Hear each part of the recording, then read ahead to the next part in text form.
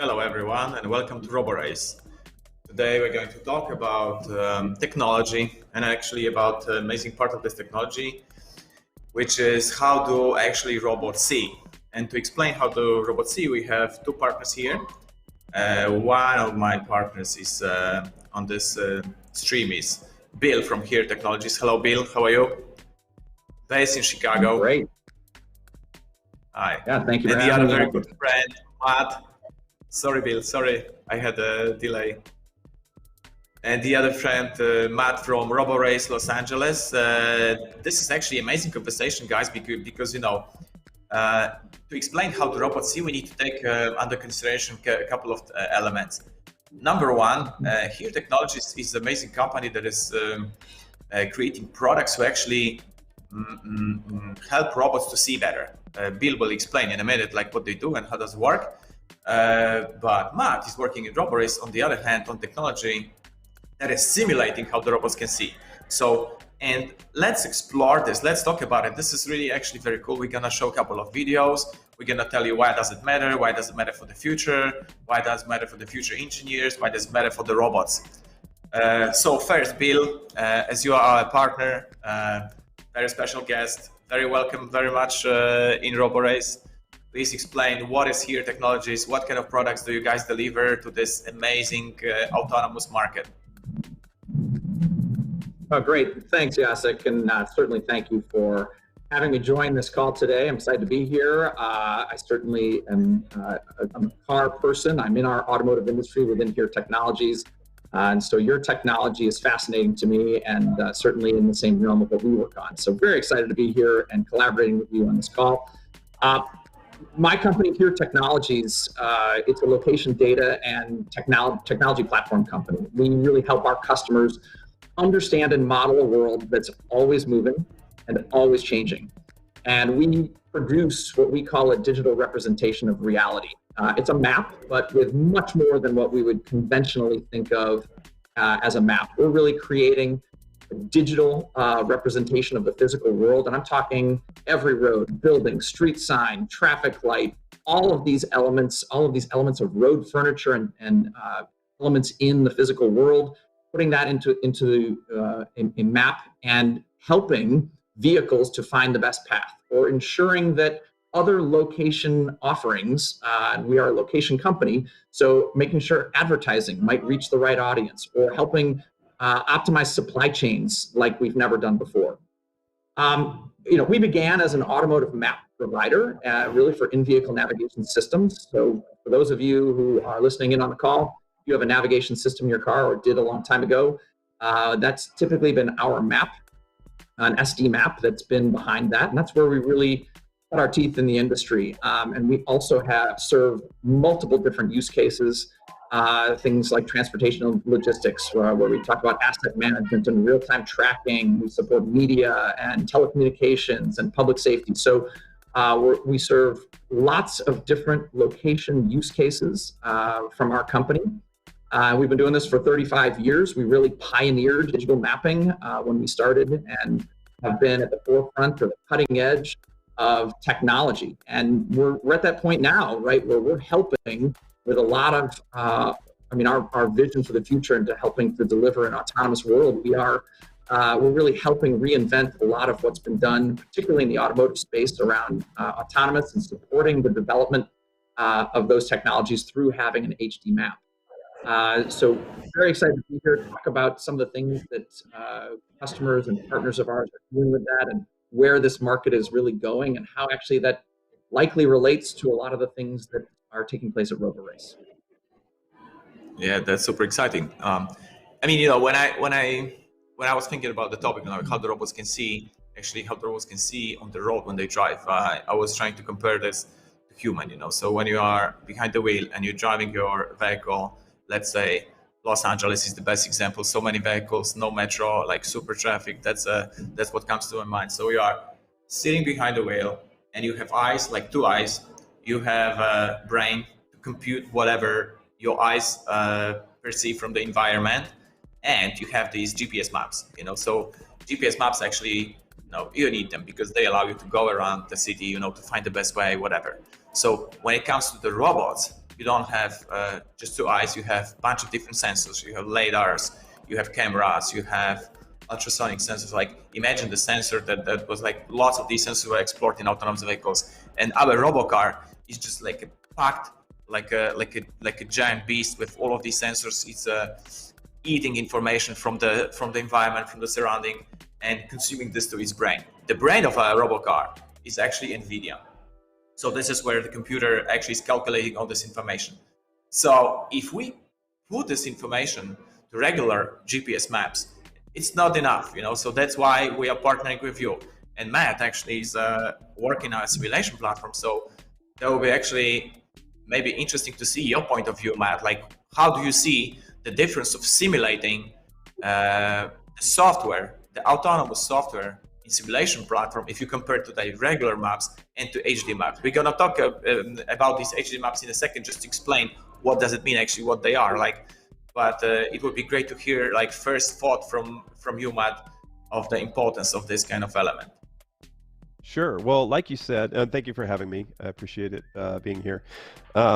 Like you said, there are many sensors that are on a car that need to be moving.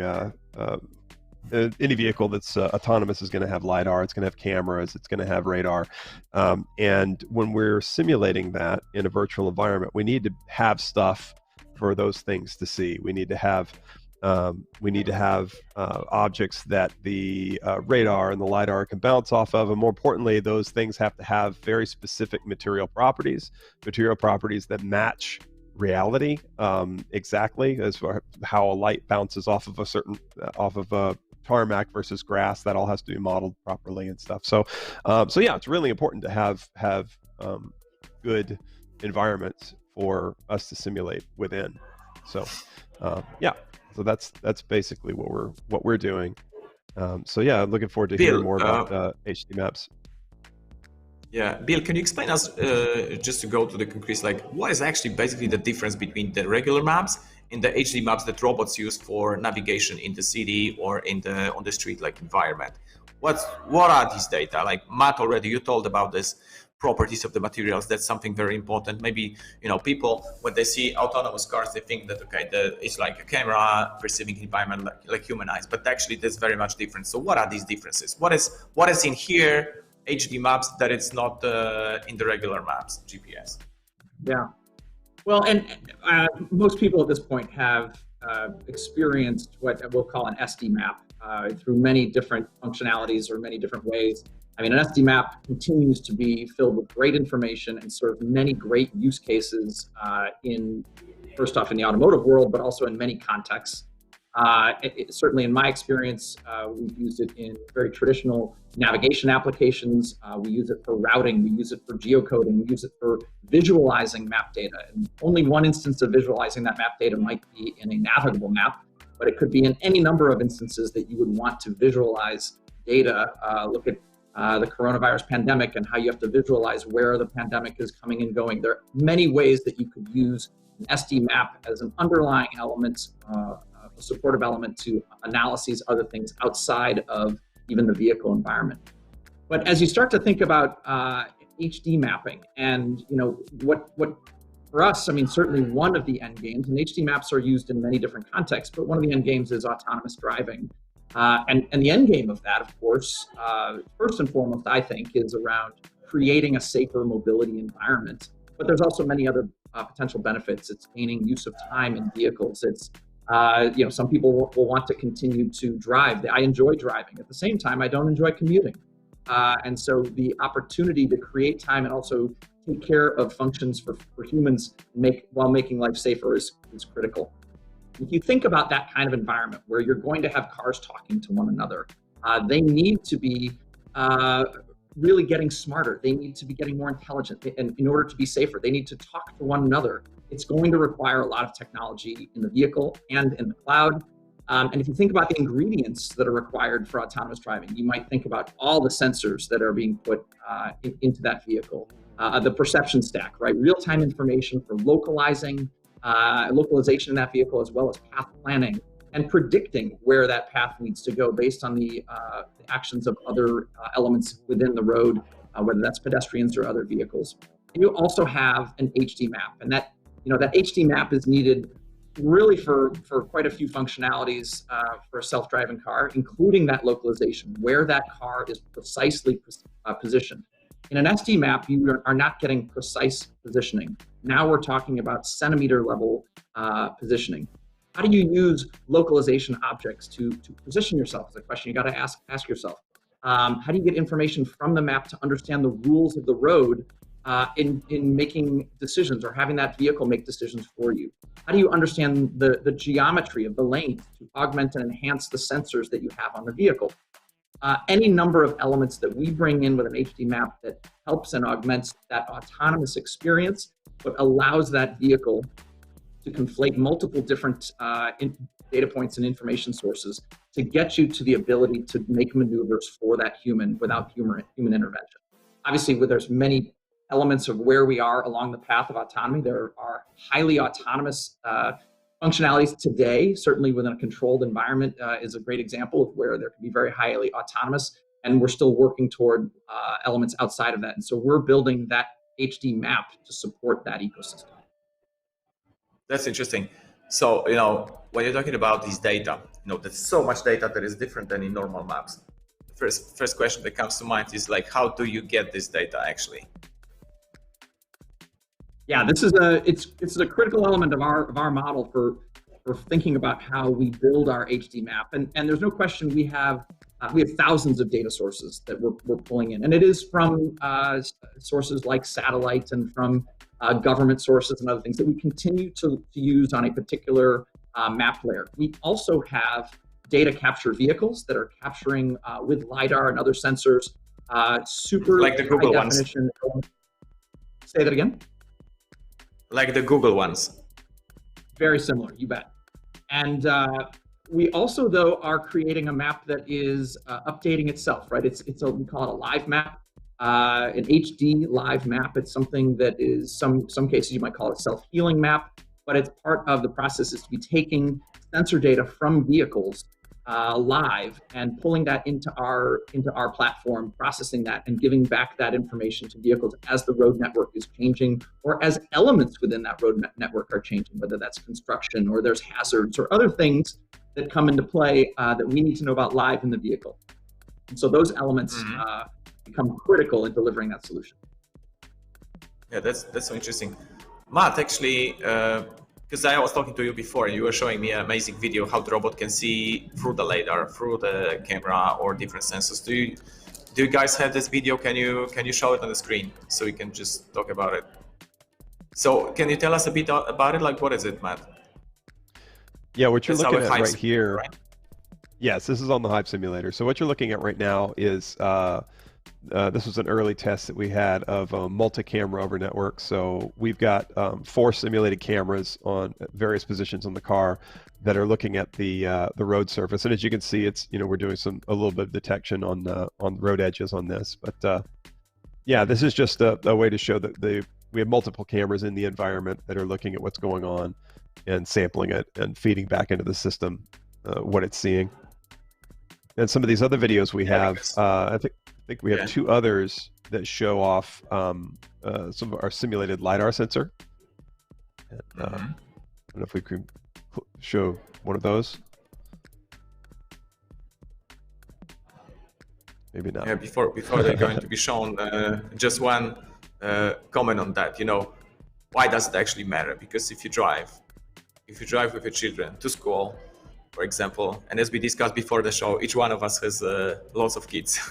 So imagine that you're driving autonomously, and actually these details are very much important because it's a matter of safety and security after, so you don't want to have just, average road, let's say, size of the road, the sidewalk or whatever that is on the map. You need the robot to see very, very precisely where to go, where it can stop, what kind of object is there, so it can precisely locate itself in the environment.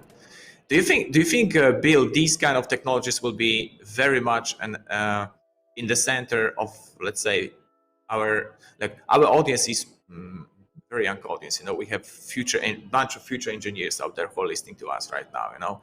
in 5 years, 10 years from now, they're going to be maybe next Steve Jobs or someone who will develop like amazing technologies around robotics. If they're interested in our show, like definitely one of them is listening right now. So do you think that this technology will be in the center of their interest in the future? Yeah, I think it's only definite. I mean, that this is going to be a major part of the world that we're entering as we move forward, and we're just getting started in it, right? We talk about on news stories every day about examples of autonomous driving coming in the market. Everyone knows about the brands that are out there that are testing in controlled environments. I think your company is a super interesting example of this. I think testing at high speeds also brings in a lot of probably more data inputs and road changes and vehicle changes, and considering another driver on the road at the same time, things that are going to advance this technology significantly. And as we get moving forward, lots of people talk about how long until we'll reach full autonomy. And it's really a tough question to answer for anyone in the industry. And you'll hear lots of speculation and such. There are absolutely, as I said, elements that are autonomous today. Or highly autonomous. We're certainly introducing in the automotive space technology and features that act, and I would say, like autonomous features, or introduce consumers and drivers to autonomous features. You think about even just alerts that you're getting when you are driving on a road and trying to stay in your lane, and you can let go. It's called lane keeping assist. Right? You might get an alert that says, uh-oh, you're going over the lane, come on back. It's very light, it's not autonomous by any stretch, but it starts to get on the path toward autonomy, and consumers are starting to get exposed to this. It's going to take a while. It's going to take a while to proliferate throughout vehicles. I think we're going to see it in trucking and likely robotaxis before we see it really for consumer consumption. It's a very expensive technology for consumers, so we're going to see these other markets probably come along first. But once we see greater scale, we're going to see lots more of it. And you're looking at industries. Robotaxi globally is enormous, and obviously the automotive industry.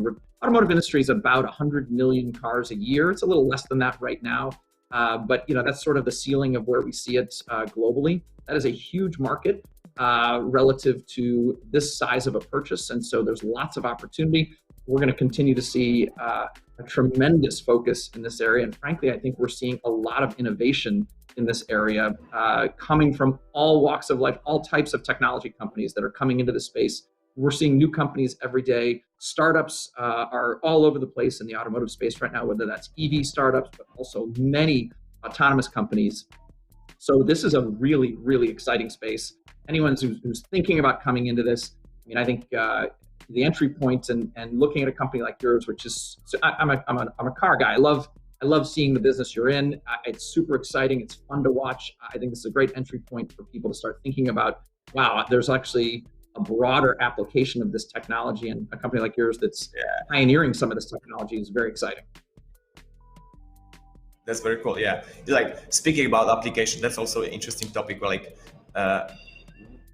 where do you see this application, like exactly, like, because like autonomous vehicles is one thing. Is there something else where these HD maps are you guys thinking of? Oh, yeah, this certainly. is like dedicated. Yeah. There are many different industries that are going to take advantage of highly detailed mapping activities. Even just in the 5G rollout for cellular connectivity and cellular rollout. This is an industry where you have to have highly dense cell network, much different than we've had in previous networks. And understanding where to put those cell towers is a huge challenge because of the density of those networks require. So it's a great example of how the more detailed the mapping and the really mapping the entire physical world can play into other industries as well. You certainly can take this into shipping and transport and logistics and all sorts of different environments where we start to see this level of mapping become really interesting. It's something, though, that we're, mapping the world and doing it at scale and keeping it fresh is an exceptionally big challenge for the entire industry. We are taking that challenge head on. We're working with a number of partners in doing that. We're owned by a number of automotive companies. We're working closely with them as well. So there's lots that's going into this and is driving the need to really work on this in a very concerted way. And we're going to start to see a lot of this start to roll out in the coming years. Super exciting space. Lots of cutting edge technology to bring it to market. And companies like yours and the work that Matt's doing as well, really exciting things to make it a reality in multiple different use cases. Yeah, that's exciting, you know, because like every time we are touching some technology, like from so many angles, this topic comes back about the virtual world, like that our actually real world needs to be visualized, and we need it, you know, for not just for fun, not just for games, not just for other applications, but really for safety, for better living, you know. So when I see Matt, when I see Bill, and what we are doing in Roborace, guys, I think that we have kind of like 3 layers. Like first layer is the virtual representation of the world, like as accurate as possible. If there is a cat on the street, like we have, you know, and that's a virtual representation of this environment live, you know. So we have this virtual world, and then using this virtual world, we can run lots of different tests, simulations. This is where the Matt and his team comes in, you know. So Bill, you are building, and you guys will build in the near future, I'm sure, like a super copy of the world that is even more HD than the real world, you know. So like, if you connect to this world with the, let's say, not the VR technology of today, but let's say the technology of tomorrow that will be even better, you could be like, you come back to reality and you think like, oh my God, this is so low resolution, you know. And then having this kind of technology, you guys can simulate pretty much everything. And when we say about simulation, it's worth to say that why simulation actually matters, because, you know, tests are fine and they are always irreplaceable. So you need to like put the real robot sometimes, or the real machine or the technology to the real environment. But once you have this very detailed representation of environment, you can run these tests like 1,000 times faster. You know, so if you have an algorithm for a computer, for a software, for autonomous vehicle, instead of testing like 3 hours per day, you can test 3,000 hours per day. And then this is the like incredible progress of technology and incredible progress of data that you can have thanks to HD. I wouldn't say even maps, but I would say like HD world. This is something. Yeah, sure. You know, you asked maybe just to put some numbers to that. You know, on one end of the spectrum, you mentioned gaming, which HD mapping, depending upon what gaming companies want to do, you can envision an environment where they want to establish some sort of gaming environment that is a representation of the real world, right? That's certainly one element of this. But in the actual real world, the things that we're dealing with are, you know, this is a number that is staggering to me, and I'm in the industry, but there are over 1 million fatalities a year on the global roadways from car crashes. There's another 50 million people injured in car crashes every year, right? So we're trying to address something, and on a broad industry scale. Of course, we're all businesses, so we're going concerns. This is a business endeavor, but at the same time, there are many altruistic and higher end objectives of this that working together, working with governments, working with multiple players in the industry gets us to an end game that is really life-changing across the globe. And so I think from that standpoint, we're all playing in something that's really interesting.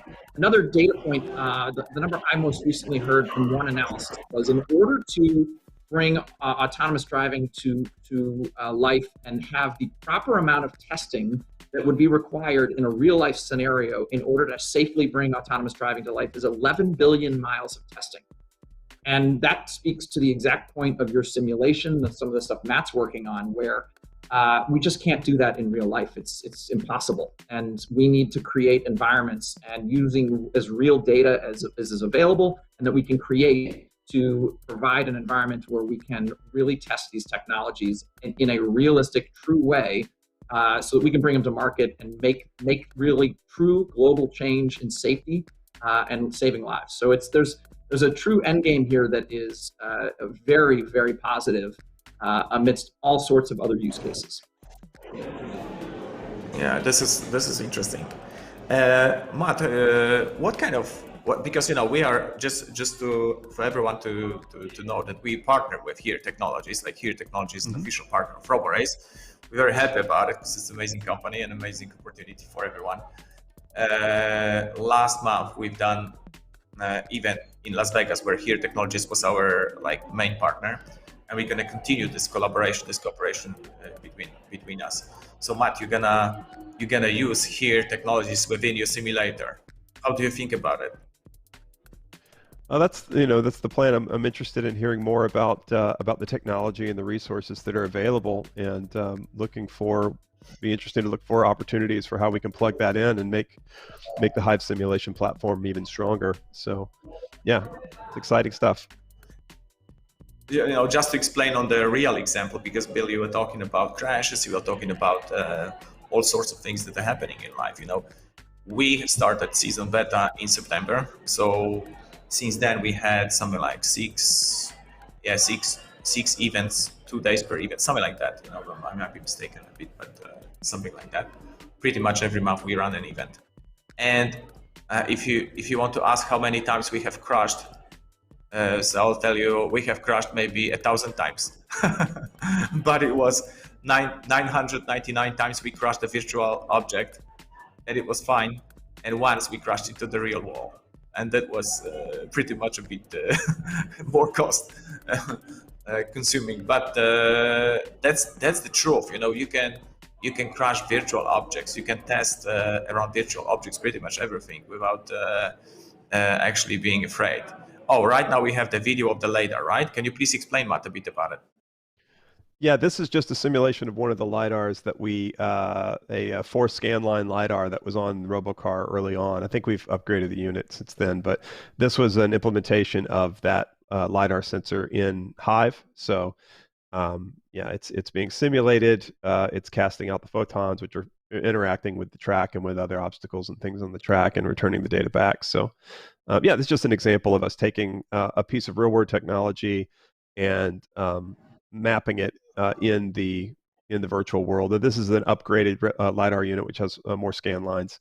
But actually, this is one of the Arrival LiDAR units that we were testing on at the same time. So yeah, it's just an example of us taking real technology and real sensors and virtualizing those as components in our simulator and running them against the virtual guys, world. What comes to my mind when I see simulations like that?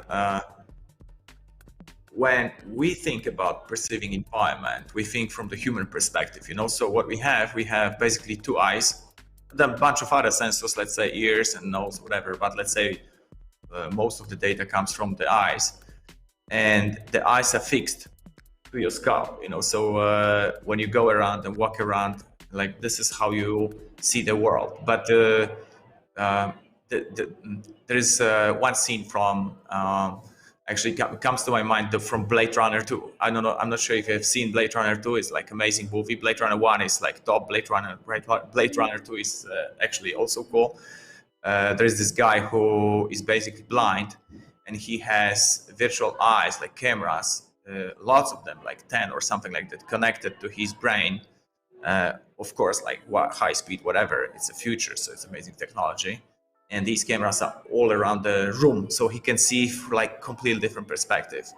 Do you think, Bill, that in the future we're not gonna have this technology only allowing the sensors attached to the vehicles to perceive environment? We can have different sensors and different platforms multi-connected with each other. So when you have a robot, autonomous vehicle, or let's say even like a walking robot in the future, going through the city, and then you have also sensors on the buildings scanning the environment. So the moving robots, and the fixed sensors can coexist together with one platform and talk to each other and exchange the data. So to create like a holistic picture when the machine is actually moving around and can see from like 20 different dimensions. Crazy, but what do you think about that? I certainly love the vision. I think there's a lot of work that's going to take us to get there. There's going to have to be a lot of collaboration, cross-industry collaboration, lots of other concerns that come into certain markets, privacy and other issues that will have to be dealt with. But certainly there is a vision there that says we can create an autonomous world and collaborate across creating standards, doing all sorts of things that could create an environment like that. And I think your comment on kind of bringing a lot of these sensors together is a really important one. And it relates back, and of course I go back to what my core knowledge is around, and it's around the HD mapping space. And you think about why a map is needed, even in the automotive space. When I think about or racing space, when I think about race cars, that is a race car driven by a human, that human goes out and does time trials and does practice runs. Why? Because they need to get used to that track. They need to understand what is on that track. They need to understand the nuances where someone says, well, I feel a dip there. Well, the racetrack says, well, there isn't a dip. Well, the drivers say there is a dip. They need to understand that road texture and have that feel. And when you think about HD maps and what they can provide, whether that's what Matt's doing or what my company's doing, you provide that test drive in advance, essentially. You are educating that really smart autonomous system so that it can see the road ahead of it. It knows it's got a baseline from which to work with. It is an element. It is a sensor in many ways for how to think about all the other sensors now that are going to be on the road, whether that's identifying other road furniture, other things that are coming in the way. But maintaining that baseline is why that driver gets in the car and runs a practice run, and why I think you might have that same base map in the situation of having a race car, or in real life, if I'm driving in the mountains and my car doesn't realize there's a sharp turn around the corner or a huge decline, it won't know to operate in advance. We want to give and create the safest environment, create multiple data points, and make that experience as not only as safe, but as comfortable as possible. And so you need all of those data points. And in that future that you're talking about, and sort of that world, all of those elements kind of come together in a futuristic way. Lots of work to do to get there, but there's a lot of us heavily involved in it and driving toward a future like that. Yeah, and that's one of the main reasons why we're approaching it with racing. To your point, talking about the mountain road, a lot of people have asked why we have come up to me and asked me, why autonomous racing vehicles, and I like to explain to them that, when you're in an emergency situation in a car, you're driving over the vehicle's limit, and that's what racing cars do all the time, is they're driving over the limit. So when you can train an algorithm to be able to take all the inputs of what the vehicle's doing and react in a safe and controlled manner, and you combine that with good maps that it trained on, you get a much more robust, much more safe system, which hopefully will help make autonomous vehicles on the road safer in the future. So that's why we do what we do. One of the reasons. Mm-hmm. As you know, I would summarize it that I would summarize it that the maps, they don't just come with like super precise picture, or even not picture, but also like a scan of the environment through different sensors. But it can come with the whole experience of a driver, of a robot, of a machine within this environment. So whenever you have a machine of certain type moving with certain speed through this environment, you can have this data, you can have this feedback from the machine, and these data can be also applied to the maps. Like for the next one to drive, you can also already understand what is the limit, what is the torque, what is the maximum speed here, and things like that to keep up with the best performance. If you're talking about scanning creating virtual reality, like virtual world with your maps, what's we're always talking HD, what is HD? HD is 720, like 1080, like what is your HD? What kind of pixel? Can you define it? Like what kind of pixel is your HD? Like how big is your pixel? I don't know if that's the best way to describe it, but certainly it may be a good way of saying it's very high fidelity as a way to capture an analogy. But certainly this is creating an environment where, again, I go back to saying multiple use cases. This is a space that's not just about a contained racetrack. It's not about just in autonomous vehicles. It's about multiple use cases. And to your point on talking about the future, multiple different technologies coming together in one. I mean, we haven't talked about what drone delivery is going to be like in 2, 5, 10 years, and how do you map the not just the ground, but anything above ground, and how does that play into a broader ecosystem where you've got all of these elements working together. So the level of specificity, centimeter level accuracy is critical as we start to get into this new world and what is potentially coming. And just talking autonomous driving is one really fun and neat way of thinking about this, but it's really much bigger. I mean, I imagine you're driving an autonomous car and a drone gives you a grocery delivery on top of your car as you're driving, right? Like, that is a potential future reality, given some constraints and some legal issues potentially, but that is a reality that you could see. So there are down the road really an ecosystem here that's super interesting. It's drawing a lot of investment, a lot of interest from all sorts of elements of tech sector, and really requiring a significant level of specificity, accuracy, and freshness. Freshness is key. The second that data is stale is when that map no longer can provide that level of data and safety. Yeah, I understand. Like, look, after this talk, I definitely understand that a bit different than before, because HD maps, it sounds like, the maps that have additional data and have lots of layers, lots of necessary data for the robot.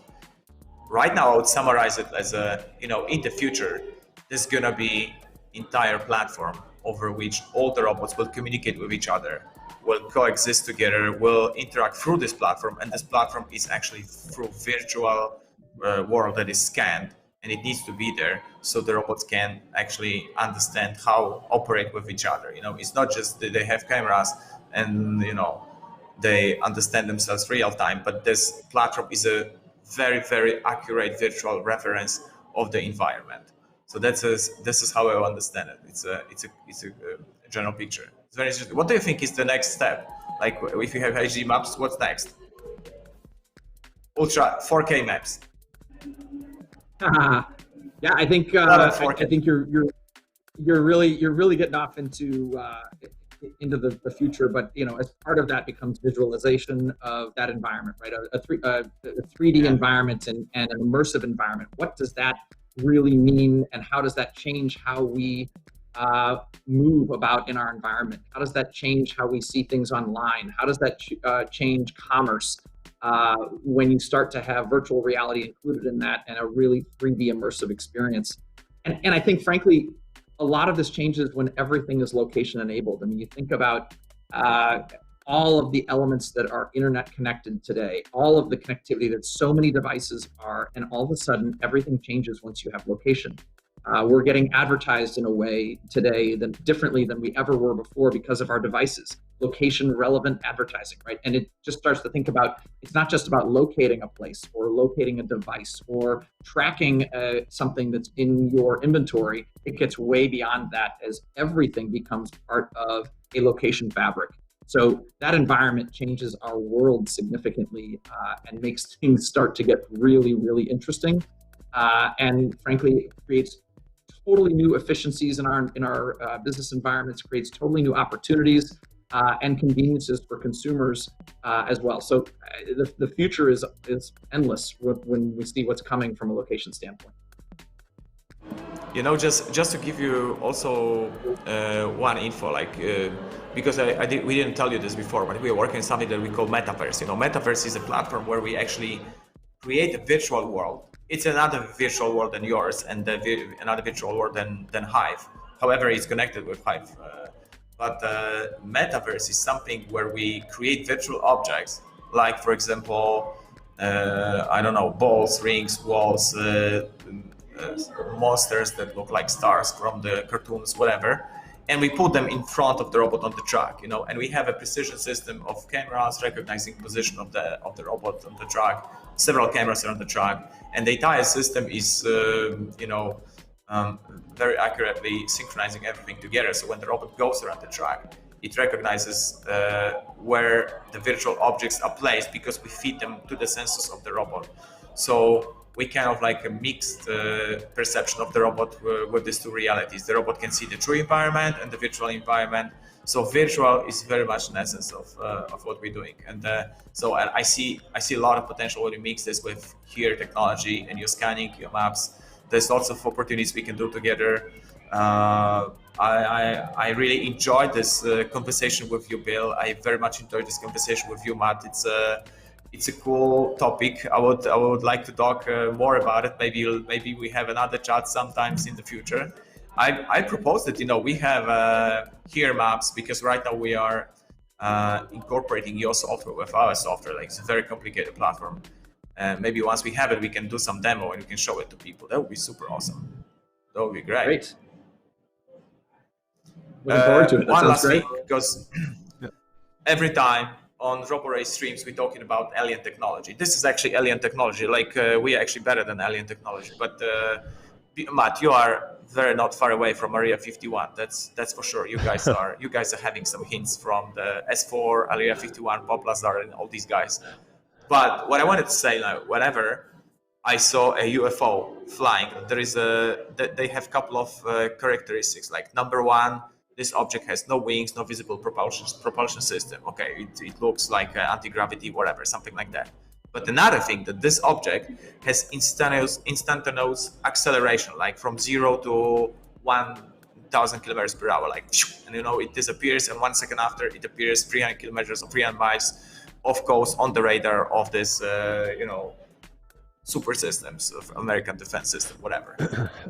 What comes to my mind is these guys need to have HD maps, because how can you super precisely navigate with such a speed in the environment with sensors? It's just impossible. They need to have live scanning of everything. Like, imagine that you have an object, and you accelerate to the speed of like that, 1,000, like 3,000, 10,000 kilometers per hour immediately, and you hit like condor or someone or dolphin that just jumped, like whatever, it's a disaster. So these guys are working with technology like yours, Bill.